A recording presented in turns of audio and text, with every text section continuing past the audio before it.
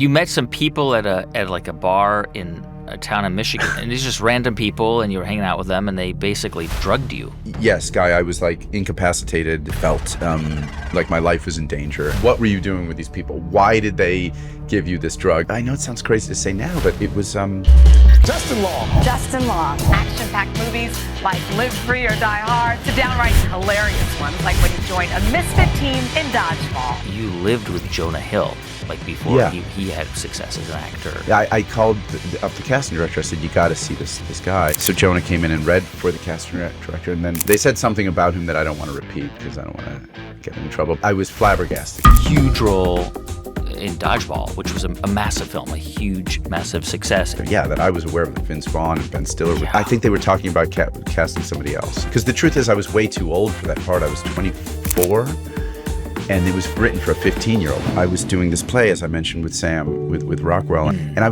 think he saw how self-conscious I was about it. And he said, hey, man, I'll never forget this. He said, So you grew up, your mom was an actor, stage Yeah. actor. Your dad was a distinguished, I think still is, or maybe he's retired, Yeah. but distinguished professor of medieval philosophy. Yes. Very specialized. Yes, I have some of his some of his books are behind me right now. He very specialized and a dying field, a field that he would have to fight for its inclusion in the curriculum. So it was all the Neoplatonists. It was Aquinas is the big one, but he was an expert in. A man whom Aquinas got some of his ideas from, Richard Fishacre. He's kind of known to have cemented a lot of the syllabus at Oxford for the philosophy syllabus. So there are 5 people. I don't know. It'd be shocking if one of those 5 were listening to this right now. But there are about 5 people who know who this guy is, and among those, my dad is the expert. But he's the guy. He's the guy. Yeah. He's the guy. Yeah. Yeah. But he was always so interesting growing up. I mean, I loved talking to him. We'd have great family conversations, and he was just very, very open to different schools of thought. And we grew up Catholic, but he loved talking about. Other religions and other ideas, and so he just loved thinking. He's a real thinker.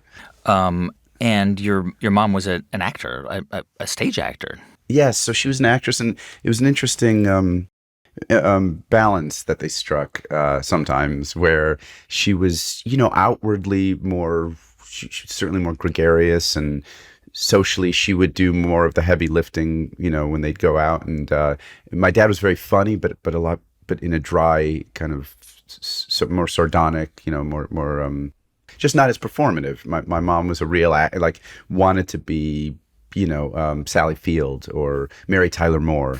Looked up to actresses like that, and a really good actress, really great stage actress. I have memories of seeing her in like Blythe Spirit and Noel Coward plays. She was really good with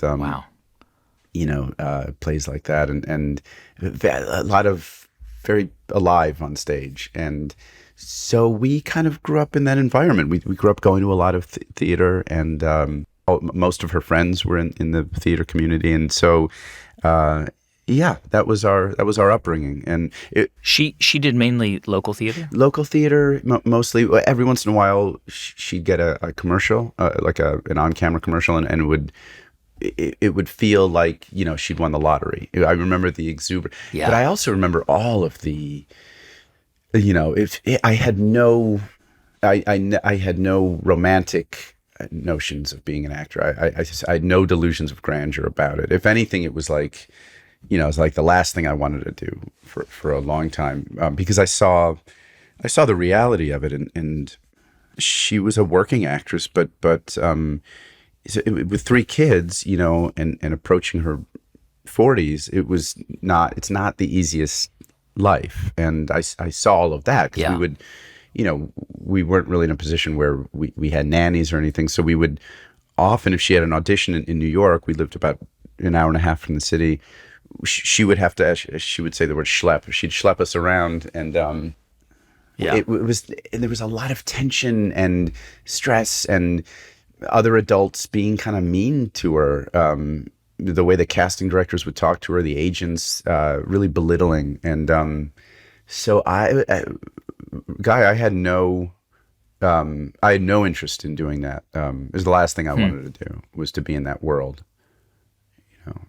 Because you had seen I saw the reality just of the it. endless Yeah. the endless rejections and what did you? I mean, so you've got this. It's such an interesting combination because you've got this dad who's focused on like medieval philosophy. So his head is in like the cloisters of of Oxford University or the narrow alleyways of some Italian village somewhere, ancient Italian village. And your mom is like is going to New York City for auditions every other week.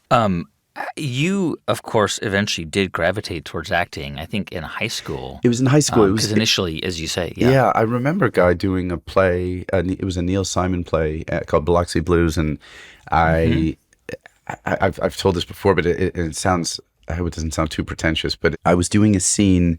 I played a character named Arnold Epstein who was getting bullied. He was getting picked on, and he has a monologue where he talks about cleaning the latrines and getting abused by one of the other soldiers. Right.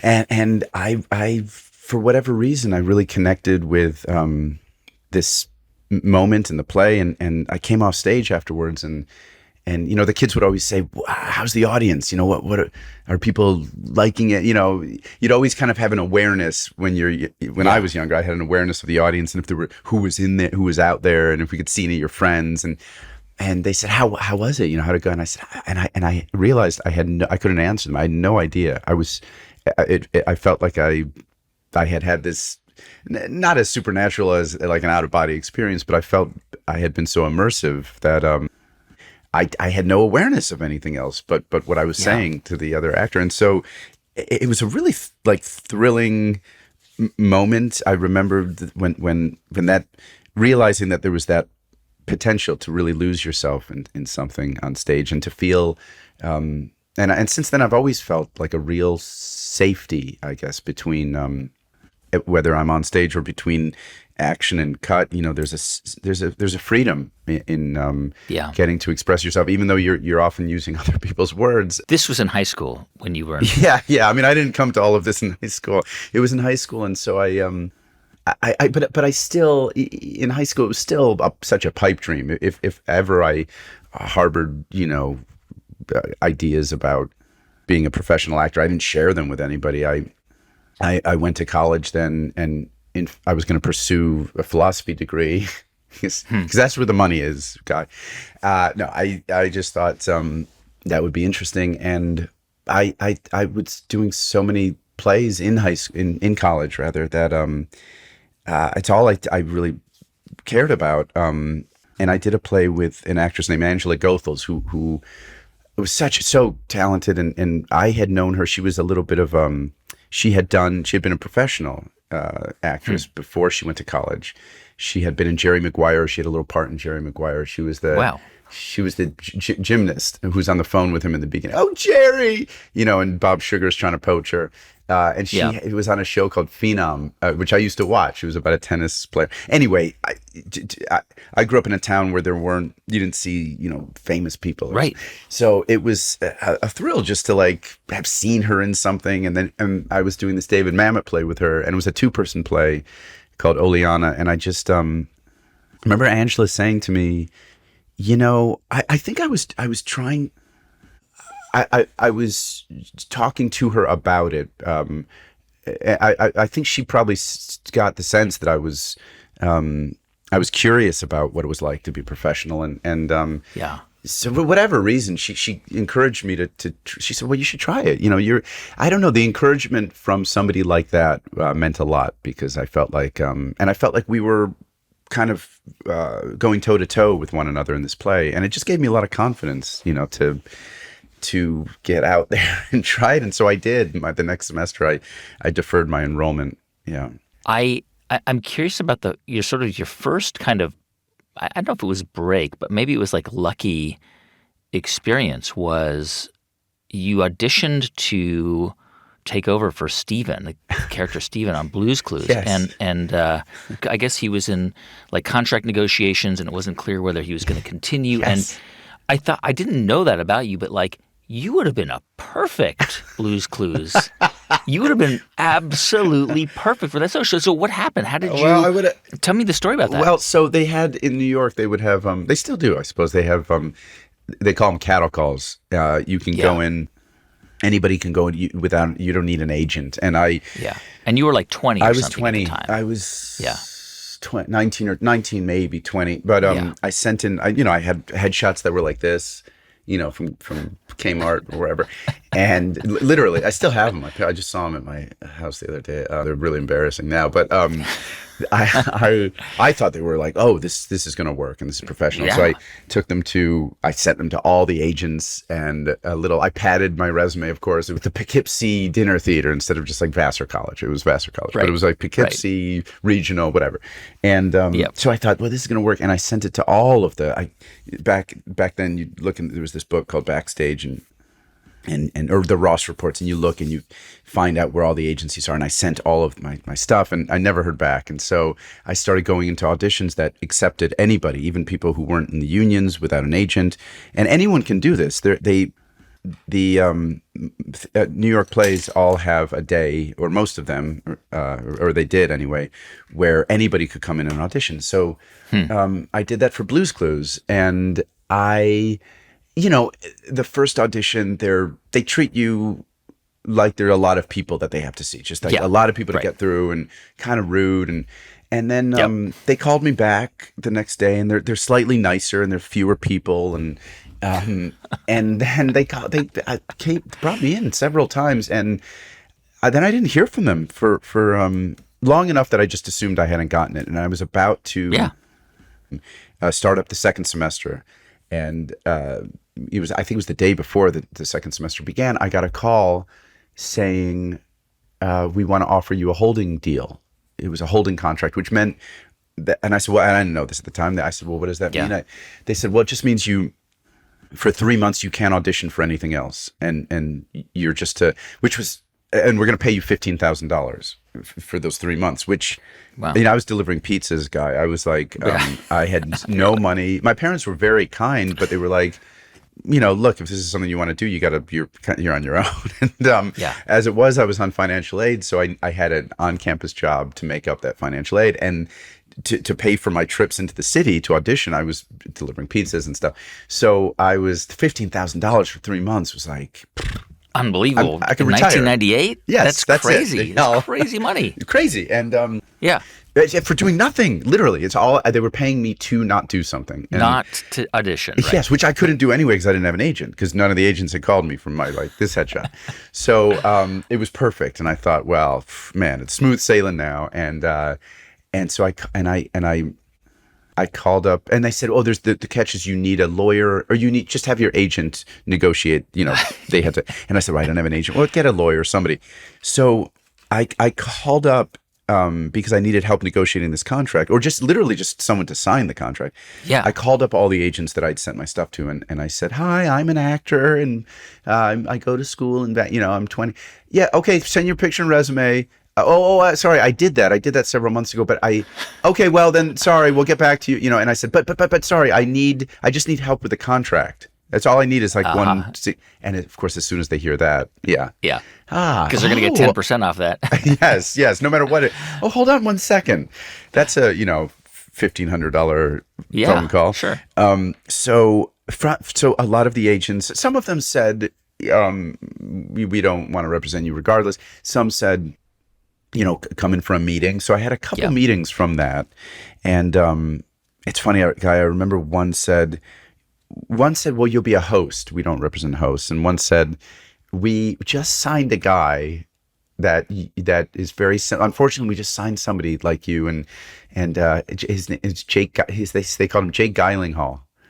and which now will be very, very insulting to Jake if he hears this. He's like, I'm nothing like him. I'm flattered by that. But so they didn't sign me. But somebody did. A very sweet woman named Kristen Barbara, innovative artist, who's soon after left to be a kindergarten teacher, which shows you how ill-equipped she was to be an agent. But Blue's Clues, perfect. I know it was. Yeah, right. So she said, well, if I'll represent you, and then I had to struggle with whether or not to sign this thing, because having an agent at that age and knowing what my mother had gone through, having a good agent was like, it was hard to turn my nose at that, and it was hard to not take advantage of that. So yeah, I didn't sign the holding contract. You didn't take the money. I didn't take the money because I wanted to audition. I wanted to see what was out there. I was, I'm sure now, I hate to say this, I take the money.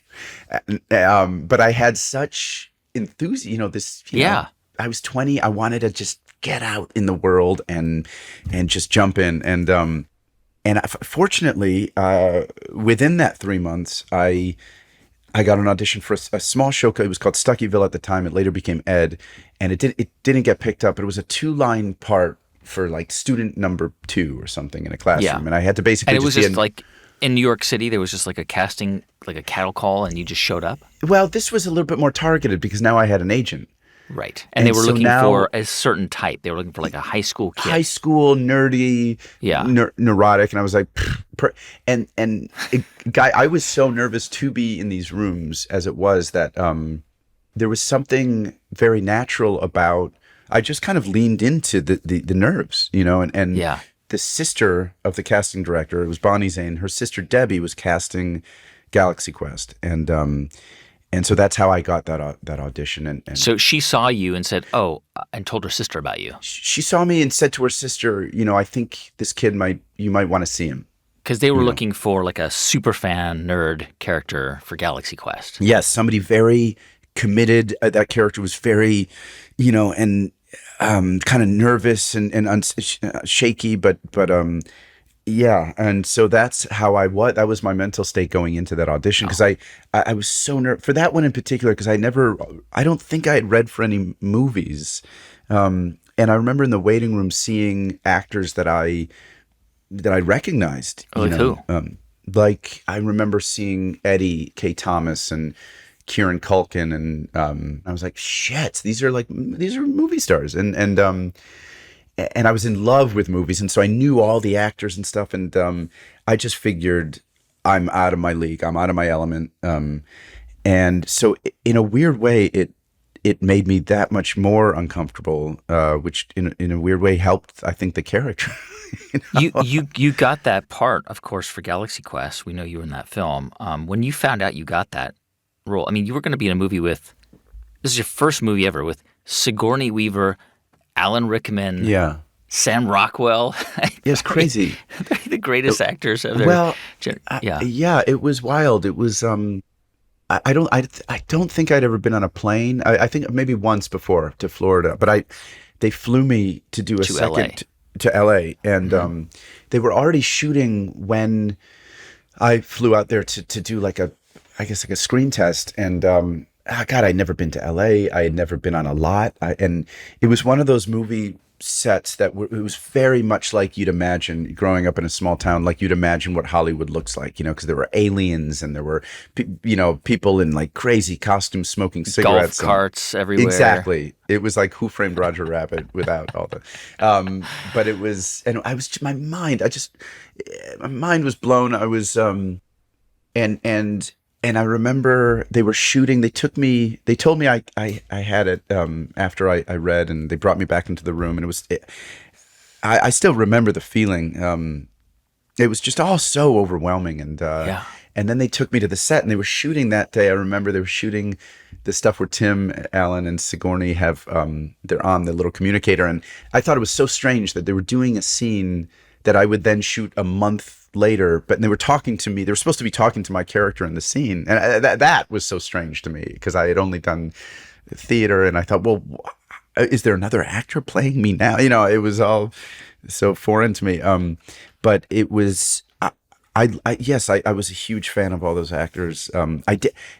Ironically, I didn't know Sam's work at the time, and Sam Rockwell was the guy who was probably closest to me in age, and so it really took me under his wing. And I didn't know anyone in LA, and he'd let me hang out with him, and he'd take me around and show me LA, and so he became my friend on that, and then a year later we did a play together, and during that year I watched all of the movies I could find that he was in. I watched Lawn Dogs and Box of Moonlight and all of these great 90s indie movies, and I became like a fan of his, in the interim. So once you got that role in that film, that was it. That was basically it. You were now firmly gonna be in LA. That was what you were thinking.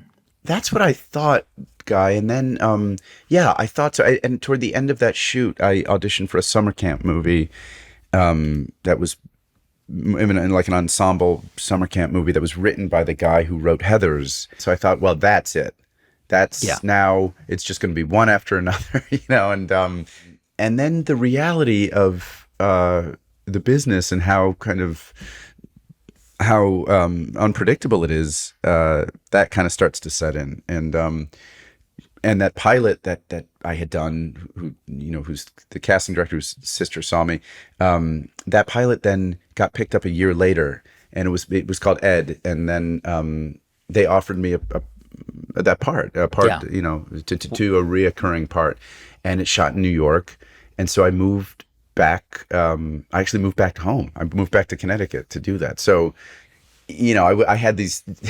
I thought I'd be off to the races, and then I found myself back living in my parents' house, commuting over the Tappan Zee Bridge to New Jersey to shoot a show that I am so glad I did. I mean, I loved doing it. It was like going to acting school too, because on camera acting school, because like I said, I had no real experience, and I got to play a smaller part and do a lot of observing, and I got to work with actors who were really seasoned, and Tom Cavanaugh and Julie Bowen and people like that. Tim Busfield. I learned so much from those people. So it was the best, 3-4 years of and a show that not a lot of people saw. So it was like, so I got to do a lot of wild stuff, a lot of really funny.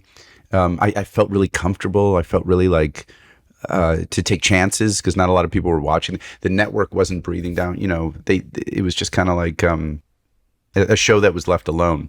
Yeah. And so I got to experiment and do some really fun stuff. It's what's so interesting to me about your career, and particularly early in your career, is that you seem to have made a very smart and conscious strategic decision. Maybe strategic is not the right word, but you were, your early roles were these sort of typecast characters, kind of lanky, lovable, geeky, nerdy, sort of young guy, and both in Galaxy Quest and in Ed. In Ed, you played Warren, and you started to get offers to be in films, and pretty early on, you did some parts that were very different. I mean, you did Jeepers Creepers as a horror film. And you were in Herbie in the Herbie film, Herbie Fully Loaded, as like a romantic sort of love interest. Did you sort of think that through? I mean, did you have conversations with your agent or with other people? No, I wish I had, Guy. No, to answer. No, there was no. I was laughing when you said strategy, strategic, because no, it was really just what I. In fact, I wish I'd been a little bit better about that. A little bit more conscientious of what the next move was, because when you're at a certain point, a lot of things were coming at me, and there were a lot of, I had a lot of really exciting opportunities, and Jeepers Creepers, for example, was just it was something I got from. I auditioned and got it. And I got it the Francis Ford Coppola was part of that. Yeah, was attached to that. Coppola produced it, and I got to have dinner with him the first night. At his house up in Napa, or no, he came to Florida where we were shooting. I wish, right. No, I wish, but I remember he just wanted to. See, now I would want to talk to him about this stuff. At the time, he wanted to talk about pasta and and cooking. And he's a great cook. Great apparently, cook. Yeah. Great, and he was very passionate about it. He was talking about his bolognese, and I now, having recently become passionate about cooking, I wish I could go back and have that conversation. I wish I could have him on Life is Short and talk to him all about cooking, because he seems so passionate. But I just wanted to know about. I was such a film nerd. I wanted to know about, the scene where Martin Sheen has a breakdown in Apocalypse Now, and he did. He told me some great stories. He told me a good one about that, but it was exciting to be the lead of a movie. And I remember before I did it, I was doing this play, as I mentioned, with Sam, with Rockwell, and Sam was going off he was about to do a David Mamet movie called Heist. And he said, hey, would you mind? It really meant a lot to me. I thought it was really exciting. And he said, would you mind running lines with me? And so I did. And there were these great David Mamet lines, like I don't want you to be as quiet as a mouse pissing on cotton. I want you to be even as quiet as a mouse, not even thinking about pissing on cotton. The lines that were like, what? It was so good. And then he said, well, and I had mentioned I was doing a movie too after the play, and he said, well, let's run your lines, let's do yours. And I think he saw how self-conscious I was about it, because they were like, Jeepers Creepers horror movie lines. They were like, we got to get out of here, or whatever. It wasn't David Mamet. And right. And so I felt a little self-conscious, and he said, hey man, I'll never forget this. He said, you got to treat this like it's fucking Hamlet. You got to treat it like it's your Hamlet. And it was a really good lesson. The lesson was to just, invest in it as you would anything else and commit to it. Yeah. Even though it was, it was what it was. It was a B horror movie. And I never forgot that advice to not have pretensions about, like how lofty a thing is, that it's a job, it's a part, and you commit. I interviewed Jimmy Fallon once, and you actually reminded me of him a lot. He used to film his stand-up routines and then watch them and critique them. And it struck me as amazing, because it's so hard to do. A lot of people in my profession, and I've been in broadcasting for 25 years. It took me a long time to hear myself after the fact. Were you able to – would you watch yourself and your performances on screen after they were, out there and sort of – or would you avoid doing that? No, it never – no, it wasn't until a couple of years later that I had a hard time watching certain when I think I got a little more comfortable as an actor. It was harder for me to watch, but I certainly wouldn't watch to see what I did right or wrong. I wouldn't watch with that intention. I can see. It's funny you mentioned Jimmy, because I'm picturing Jimmy doing that, and it always strikes me that he has mannerisms that are similar to late night hosts, that like Johnny Carson. He's Dave Letterman. There's certain guys that you pull from, and what I did notice with myself was I could pinpoint certain gestures or mannerisms that I was pulling from, that I was like, really just robbing from, stealing from, for lack of a better word. And I saw a lot of just guys that I watched growing up that I idolized. If it was Michael J. Fox, I saw a lot of like this. Doc, are you telling me there was that? I still do it when I'm talking. Yeah. I use my hands this way, and I can directly link it to him. Or I know he's not, we now know things about him so I shouldn't mention it, but I watched a lot of Woody Allen when I was a kid. And I started seeing people in performances, but it wasn't to the point where I was like, I have to stop doing that, or I should alter it based on that. I think that would put me too much in my head. And I think the reason why those early performances are hard for me was because as it was, I was already in my head to, more than I should be. I think that is a very common characteristic of anyone, who is performing in a sense early in their career, it's sort of what you do is a bit of a pastiche of your idols. I mean, that's very normal because you don't know what your identity is yet. You're 20, 21, 22. You don't know who you are. That's true. You mentioned Michael J. Fox. I know you loved Matthew Broderick. I loved Matthew Broderick, and it's still Ferris Bueller, I think, is one of the great performances.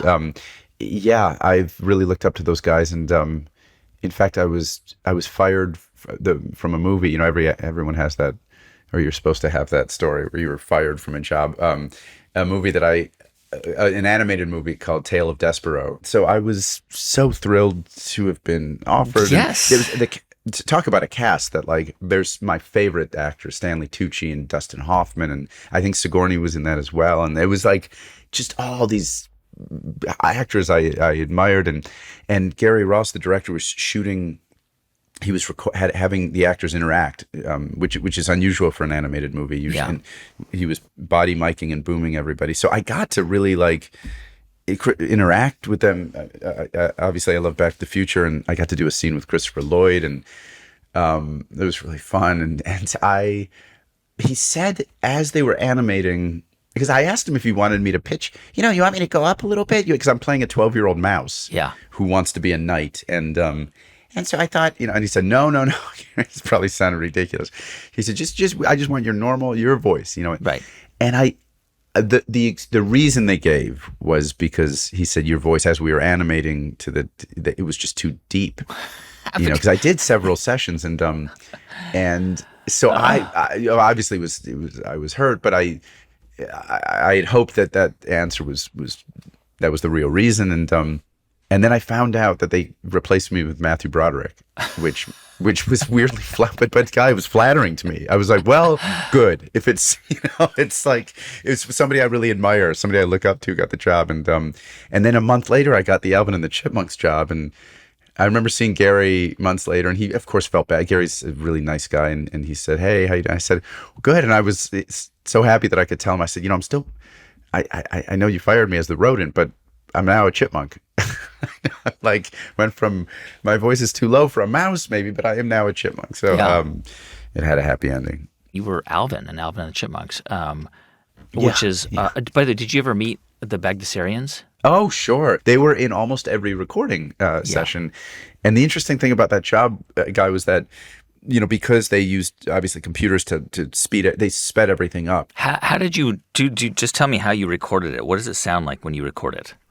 It's like this. It's, the difficulty was in getting things because Alvin's very sarcastic, and so that was always the challenge, was getting comedic timing, because you have to, like you said, you have to say everything like this, and it helps to really highlight the cadence, right? The up and the cadence and the tonality.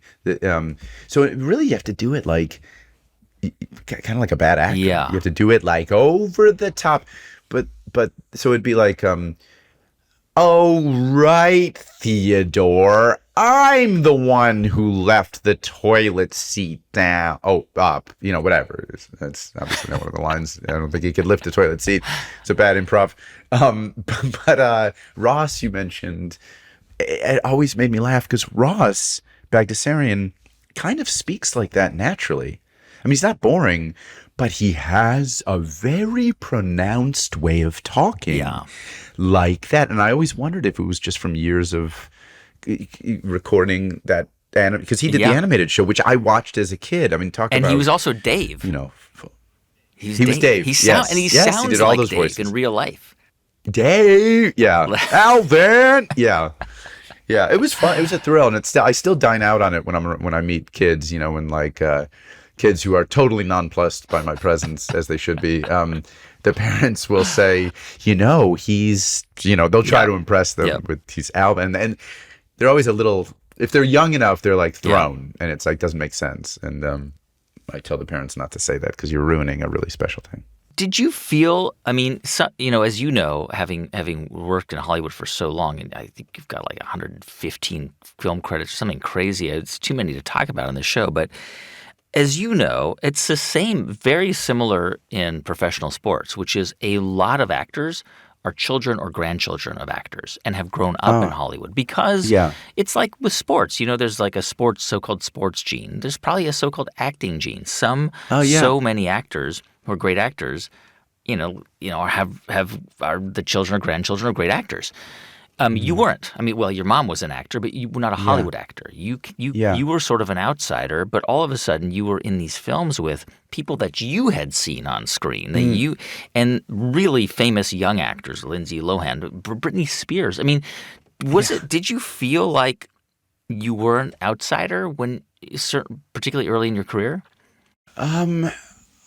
Yeah, I suppose so. I felt I certainly didn't feel like I was part of this. I wasn't part of the scene or anything, in LA. I wasn't like, I remember going, in fact, with Lindsay to get to know her. We were hanging out a little bit. She invited me somewhere, and I remember going, and she was deep in that world. Yeah, she was so super famous, like on this part, like in Us Weekly all the time, and and so I remember being quite uncomfortable. And in that car, we were all in a car. We were all in a big Escalade, and I remember sitting next to somebody, and I said in the car, and I said, "What do you do?" And she said, "Well, how Lindsay's like sidekick, and remember those things that were little like phones, I guess, little text, a way to text and stuff. They were called sidekicks." Okay. I said, "Yeah." She said, how it's like, have you seen it? And I said, "Yeah." "Oh, it's got like jewels on it. It's like Bejeweled. It's like that." And I said, "Yeah." And she goes, "Well, I do that." And I said, so I never knew that could be a job, to bejewel a sidekick. So it was, that kind of stuff was like wild to me. And I'm sure there were moments where I got too, into that, or I was removed from my friends. But I was really lucky to have a family too. And my brother, we've always been very close. My brother always, and my friends always kind of ensured that I had my feet on the ground, as much on the ground as I could, even during all the crazy years. It's always interesting to hear about the early lives of people who you recognize, whether they're athletes or people on screen or people that have had some kind of cultural impact, because oftentimes they knew each other before they were like you lived with Jonah Hill, like before he had success as an actor. Yeah. You guys were roommates, which is normal. I mean, that's all these stories of roommates. And you would eventually be in at least one film together, maybe more. Oh, we did several. We did. Jonah was. I met him on a show called Campus Ladies that was kind of like, Cheryl Hines was producing it. It was sort of like it was an all improv, because she had been doing Curb Your Enthusiasm. So it was that style. And right away I was struck by how brilliant he was. I hadn't really met anybody that, that quick and just so funny. And I had the opportunity to play, it was my first like studio, whatever. It was just a big chance to do a Universal movie, and that Tom Shadyac was producing, and it was this big deal. And so there's a lot of pressure. It was the lead of this movie, and they needed my best friend. They needed the part of my best friend, and the script was the film quite accepted. Accepted. It was, yeah. It's like a comedy about getting into college or not getting into college, starting your own college. A fake exactly. college, He was to the trick kid his who got parents. into the college. Yes. So he makes his own college, kind of. Yeah. He's it's a movie I've been hearing about it lately because I think it's on Netflix now. Right. But Jonah was. I remember the casting director didn't. I called up the casting director. I said, "You got to see this guy," and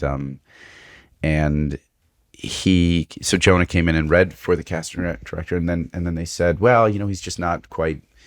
I don't know if he's quite right for it." And they said something about him that I don't want to repeat because I don't want to get them in trouble. But I was flabbergasted because I was like this, and the whole thing was like they wanted people who could improvise because the script wasn't totally there yet and was still being like worked on, and and they just thought that would lend it. So it was during a time where, like, Vince Vaughn, Owen Wilson movies, those guys, I think the studios were starting to recognize that they were doing a lot of improv, and it was making these movies better. And Knocked Up and the Judd Apatow movies, of course, so much of that is improv. And so they wanted somebody who could do that. And I said, I can't believe this guy is gold. I mean, this guy is so good.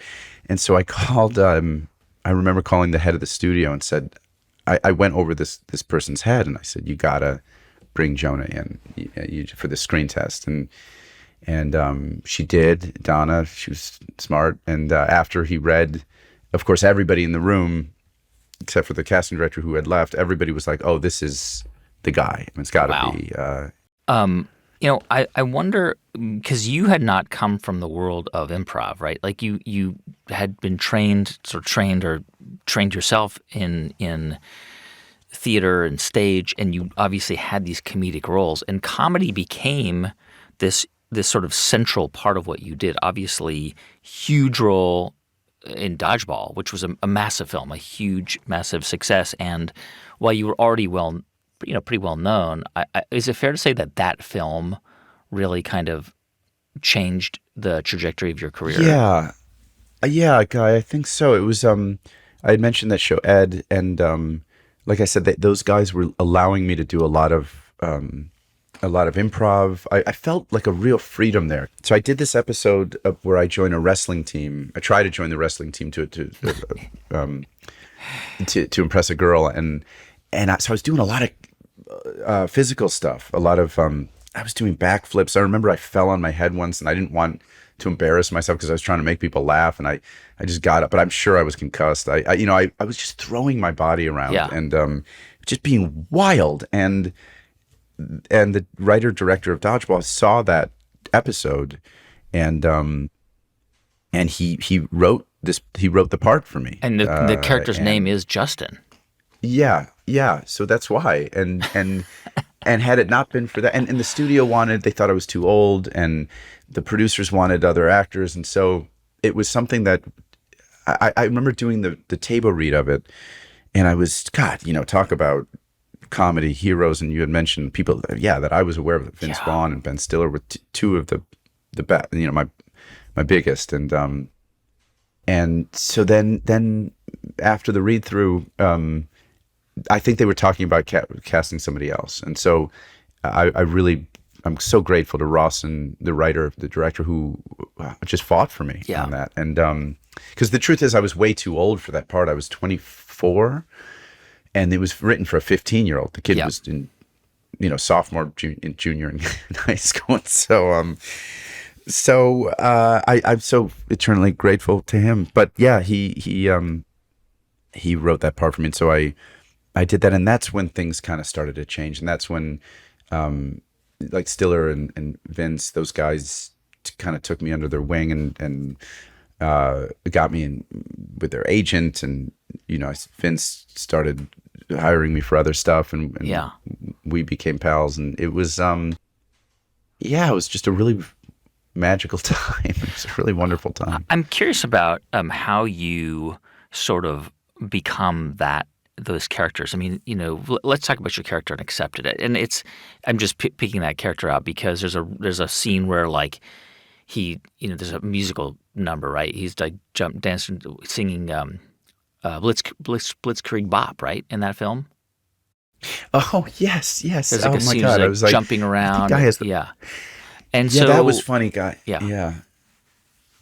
I was watching. You mentioned Matthew Broderick. I watched Ferris Bueller. I watched performances that I thought were just. This guy had to be really charming, and without being. He just had to be very likable, even despite the unlikable things he was doing. I mean, he was deceiving a lot of people, and so it had to be. I just watched guys that I met, Matt Dillon in the Flamingo Kid, or great film.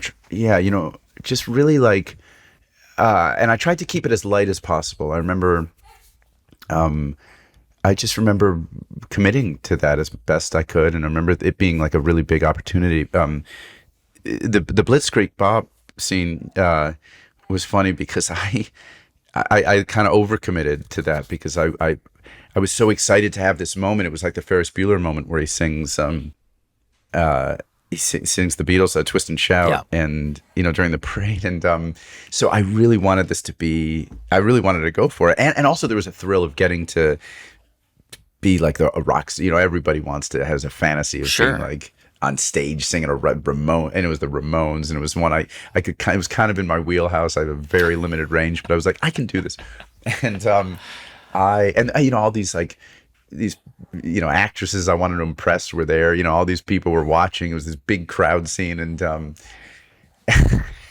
I went so crazy during that first. It was rehearsal.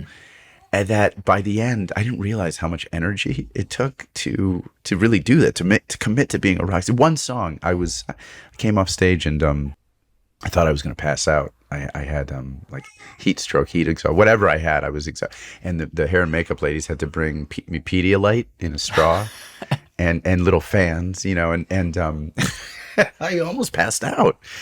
And they hadn't shot it, and so. Wow. It was so embarrassing, and I remember the director, he was great, Steve Pink. He said, "Do you want to try that again? And I said, "Well, I might need a couple minutes." So they had to piece together. I think I could only get through like 2 or 3 takes of that before I was like, I can't do anymore. But whenever I watch that movie, whenever I see that part, all I can see is my exhaustion in that scene. Eventually we're going to get to you as a screenwriter and also, playing dramatic roles and your sort of return to theater. But there's a sort of another pivotal moment in your career, which was, of course, this campaign for Max, the Mac versus PC. And you were asked to be in this campaign with John Hodgman, which is a really radical TV commercial. I mean, it was about computers, and there were no computers in those commercials. Do you remember when they first approached you, what you thought about it? Because they asked you, they wanted you to do this. Yeah, it was definitely flattering, but it was also, I was a time where, I remember I was doing consistently, I was just doing a lot of movies at the time, and so I was starting to, I had these, I guess I had ambitions to just keep doing that. And now things are different. Actors can do, I see big movie stars sometimes. Everyone sees on commercials all the time. But at the time there was more of a stigma attached to it that well, you either do that or you do this. Or you do commercials in Japan when no one sees you. Exactly. That no one hears, or Mongolia, outer Mongolia. So it was, I know it sounds crazy to say now because it was such a good thing in my life, but it wasn't an easy decision. It wasn't like, and I think the appeal was, it was the most flattering part was that Steve Jobs had seen, I think it was accepted, in fact. He had seen something that he felt was like Herbie. I reminded. He saw Herbie with his daughter, and he liked you. Yeah. Oh, was it? It was a Herbie. Wow. Well, I had heard that I reminded him of a younger version of himself or something like that. There was some, not my brain, but just aesthetically. I wish it was more than that. And so that was cool. I was like, wow, Steve Jobs, obviously one of the great innovators. And they told me what the setup was, which was appealing. It was supposed to be, I think they said it was Rob Corddry, who at the time was on The Daily Show. And I was a fan of his. And so I thought, wow, that'll be really fun and easy. And like you said, very minimalist. And so we were just going to do like a couple days of it, just a one-off. It was meant to be a one-off thing. And it was John, as you said, John Hodgman, who I immediately fell in love with. And we just hit it off so instantly, and that was the big appeal of that campaign for me. It was getting to just play with John on that white background, and in between shots we would talk. I mean, it was before, the irony is it was before people had cell phone, had the iPhone. It's crazy, I know, but those ads totally iconic, won tons of awards, and were they were warm and a little bit, it was a little bit of a dig, obviously, at PCs, but also warm, and you loved the John Hodgman character. And your character, what's interesting about your character in those, because you did like 30 or 40, I mean, tons of these short spots over a 4-year period, was that you were not the nerdy, geeky, you were like, not like the high school jock, you were the likable, creative, the kind of person that if you were watching that ad, many people would say, oh, I want to be like that guy. You became it was almost like that was a somewhat of a different role. Is that fair to say? Yeah, no, it was. It was not one that I had been asked to do, really. He was laid back. He was confident. He was more of a neutral character. The challenge, though, Guy, was that it was, like you said, it was written, those ads are inherently arrogant. The point is that I'm better. I'm the embodiment of something that is better than this other person. Yeah. And so that was always the challenge, was how to convey that without being overtly elitist. Arrogant. Yeah. Elitist. Yeah. And in fact, I remember them wanting me to say, when I say, hello, I'm a Mac, they wanted me to be very proud of that, Say it like that. That was the note that it wasn't Phil Morrison, the director. Phil got what I was doing. It was the executives, the Apple executives. They kept coming up to him and whispering in his ear. And Phil would like begrudgingly give me the note, Justin, could you do it, just a little bit more proud? And I was so self-conscious about being a pitch man. Yeah. Being like, hey, I'm the guy who's selling you this. Yeah. So they wanted, hello, I'm a Mac. Really, like, this is who I am. I'm proud. Yeah. Pride. Yeah. They wanted. And I thought, God, we have to, like, as much as we can, stay off, like, lean the other direction. So I tried to be more casual and I just didn't. And I've never done this before. Just not followed a note is the what. It's not a good lesson to like teach kids, but because I love giving myself over to directors, and I love the idea of being a vessel for whatever. But there was something about this that I thought, because Phil kept saying, just give them one. They just want one, and I knew if they had one, that they would use it. Hello, I'm a Mac, and like, it just felt like. I don't know. So that is the one thing I'm proud of, is that I ignored my superior's direction. Yeah. I mean, it was such a visible campaign, and you and John Hodgman both were sort of, in a sense associated with this. But did it ever at a certain point, I don't know, bother you with people coming up to you saying, "Hey, look, I just bought a Mac," or coming, I don't know. That never bothered me. I always found that funny because they vacillated between being occasionally annoying, just depending on how the person did it, and very funny, and nice. And oftentimes it was nice.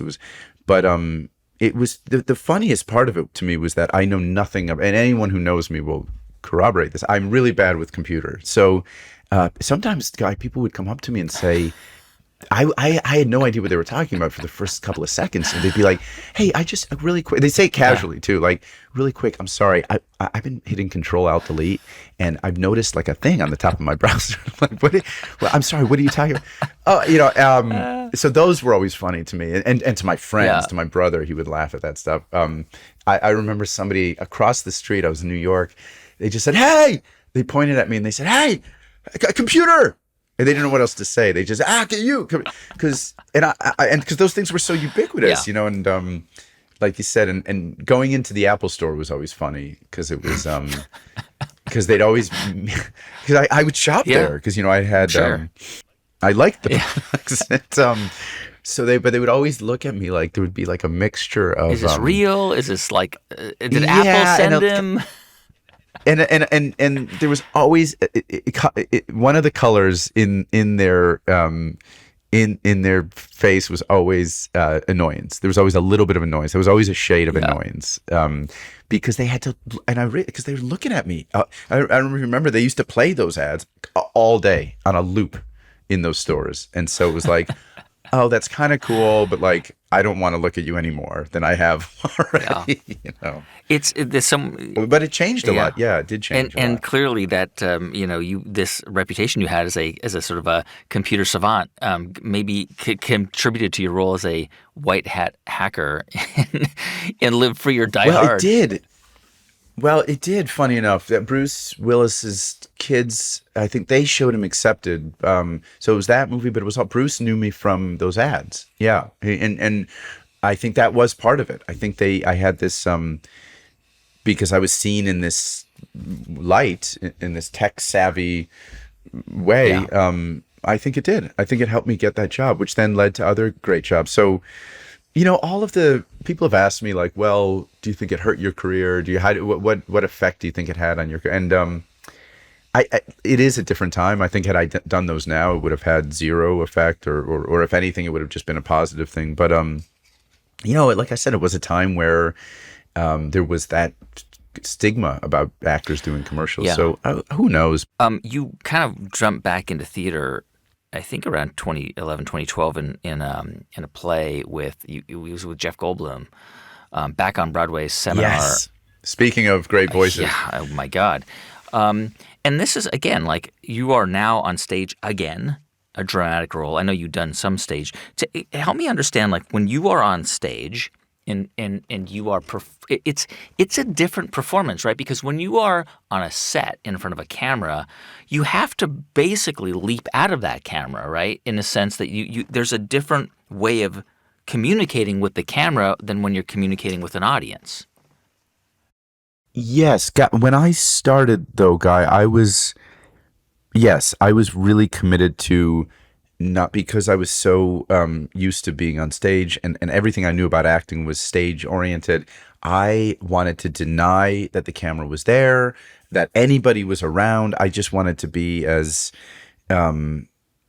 insular as possible, which I've since adopted a different attitude about. I think now I have enough of an awareness about the technical side of it. I don't know if I'm articulating this right. Whereas on stage, it's just you're just present. There's something because of that. I think there's something a little bit more pure about it, about just having this lived experience.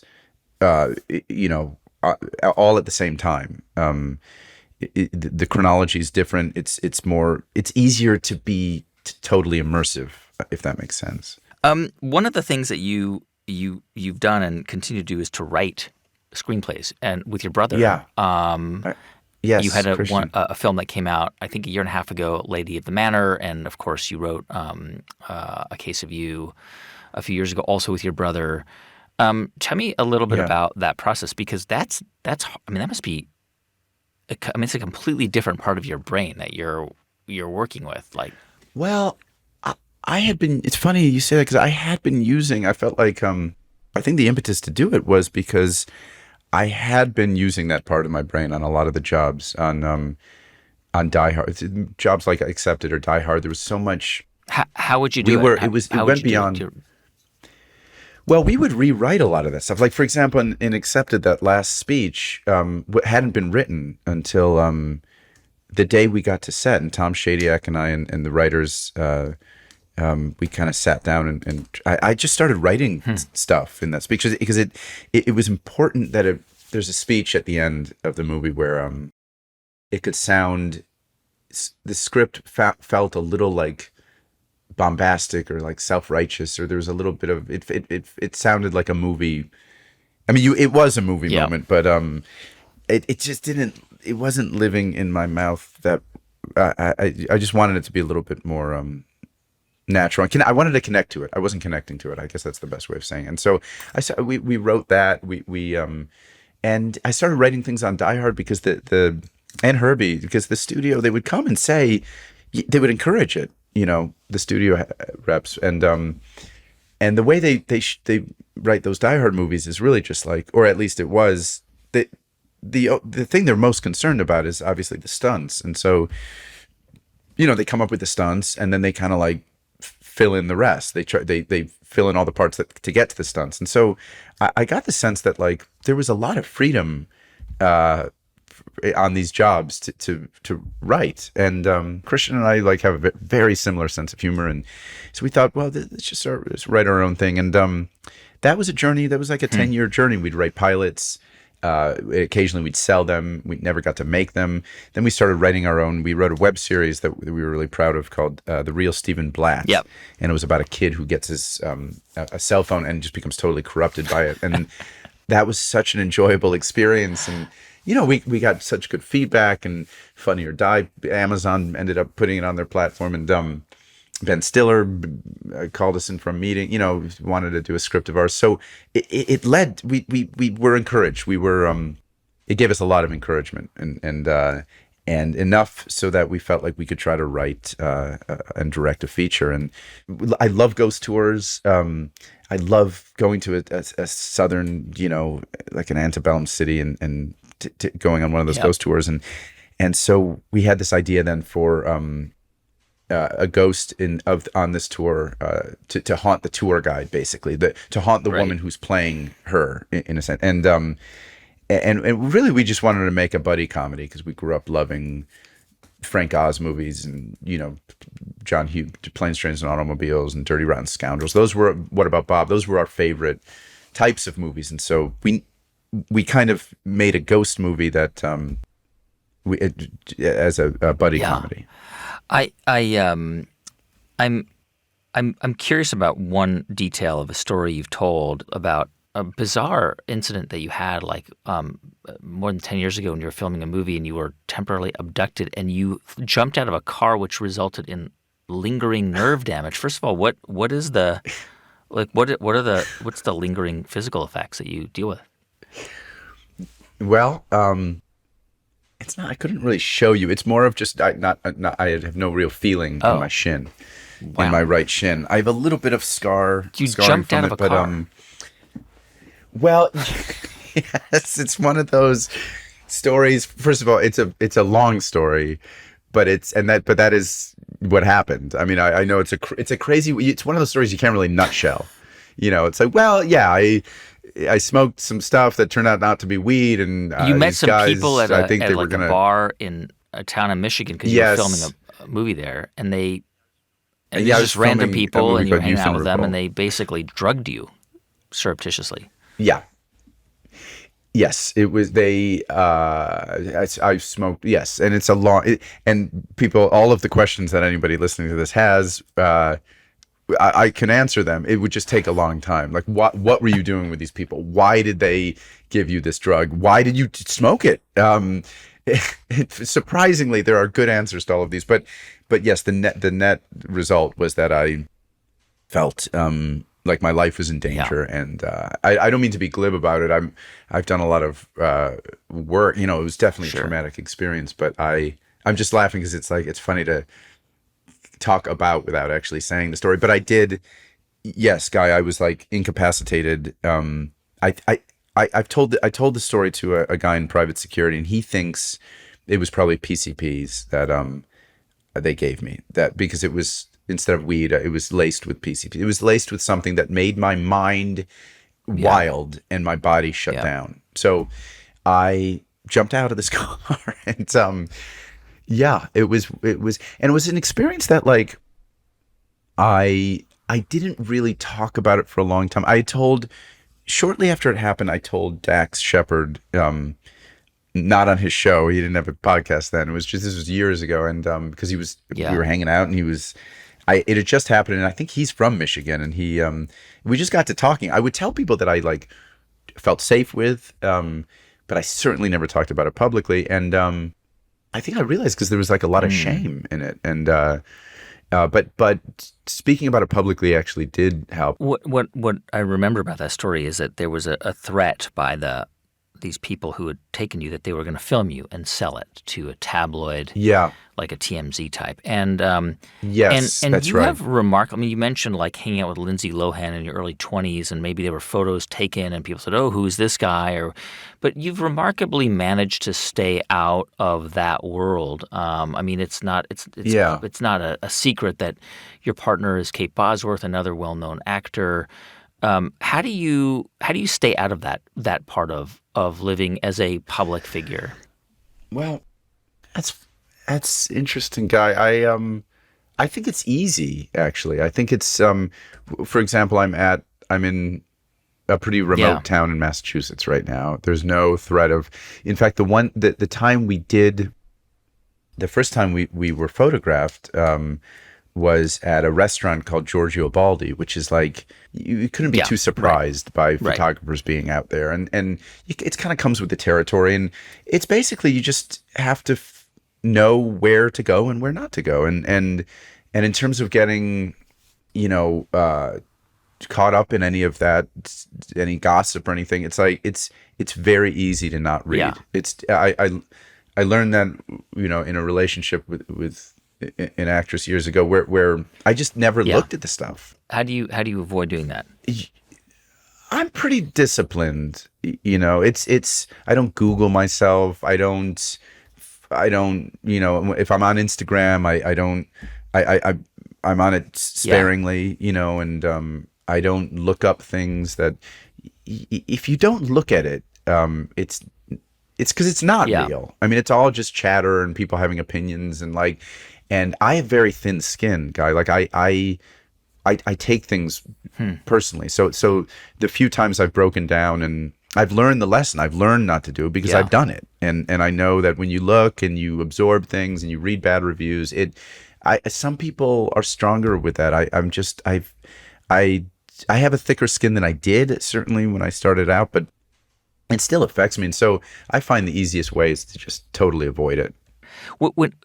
Given all the different things you've done, voice acting in animated films and stage and television and film and screenplays, tell me what other projects you'd want to do. Like, I mean, you've made shorts for Funny or Die and web series and things like that. I mean, there are so many things that you've done and things that you can go back to and do again.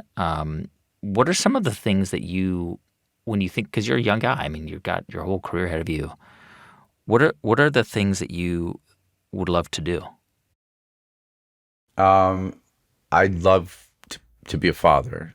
I'd really love to have kids. And I would love to. I'd love to get a cartoon in the New Yorker. But you were a cartoonist as a kid. I didn't even mention that. Yeah. Yeah, I loved it, and so I submitted a few, and I got some promising responses, and enough to encourage me to maybe submit more. So one day, that's what I hope one day. And we really, my brother and I, we love doing the podcast, so we hope to keep doing that. But we really want to make a mockumentary. We love mockumentary style movies, and I love the Christopher Guest movies so much that we know so many funny people between us. So we're working on something. We'd really love to make our version of a mockumentary. And yeah, I mean, I like I said, I miss doing theater. I'd love to get back out there. But I love writing. I don't know. I just want to kind of stay active. I love now that the world is opening up a little bit, though. Before I let you go, I have to ask you about the podcast because I forgot to ask you about that. Many years ago, I agreed to teach a class on audio at a college, at a very fancy, famous college, and it was actually awesome. It was about 12 years ago. It made me better at what I do when I started to talk about it, because I had to bring other people in the industry into the class as guests, and I brought some really well-known people, and it was awesome to hear them and their process and their technique, and I could ask them questions. And you're doing that as a podcaster. You are basically doing a masterclass and acting and living and also learning how to become an interviewer. Now you've done 100 and 200 episodes or whatever. That must actually make you better at what you do, being able to talk to the people who do what you do as well. Oh, I think so. I hope so, Guy. If you see the next few movies I do, you might take issue with that. But it feels that way. It definitely feels like I've cultivated more of an appreciation, like I said, for getting to do what I do. But I've always been curious about, acting is something I love. So I guess the focal point has been on actors. But what I've learned on this is But I'm curious about a lot of things, the world, and so we've had a lot of different great guests on. I got to talk to Dr. Jane Goodall and Neil deGrasse Tyson, and people that I really admire, and I think it's just again helped me be a better conversationalist. Yeah. You had mentioned that incident in Michigan where I was jumped out of a car. I think since then, what that did, the long-term effect that had on me was like I'm more reluctant to go into a bar. I used to love to go into a bar and just have a few drinks, start getting to know people, and I don't do that anymore. And I love people. I love talking, as you can hear. I do love talking to people, and so it's just that has been such a joy, and getting to like catch up with friends. Sam Rockwell was on, and Vince Vaughn, and these people that Ben Stiller was just on. So people from my past that I don't, who have families and lives, and you don't really have occasion to have a nice in-depth conversation with. I get to nerd out on them. When you think about the creative process and how you've approached it and how you approach it, it's sort of an abstract idea. There's no process, right? It's things come and go, and sometimes you feel more creative and you will lean into it, and sometimes you kind of are feeling less creative, but then you come back to it. Are there things that you sort of consciously try to do to stay creative or to stay engaged with the things that you do or want to do? I try to enjoy my time off. I try to be really present to anything, to whatever's happening, and meditations help a lot. And so when I then do commit to an acting project, I found that I'm more present to that, and I enjoy it more. I enjoy working now more than I ever have, and I think it's a combination of having like a real clarity about how lucky I am during the pandemic, really, and not being able to do it for a little while, and knowing how many people, knowing that if I weren't to do this, I'd struggle to make money, and I would I don't know what I would do. So I find now whatever I invest in, I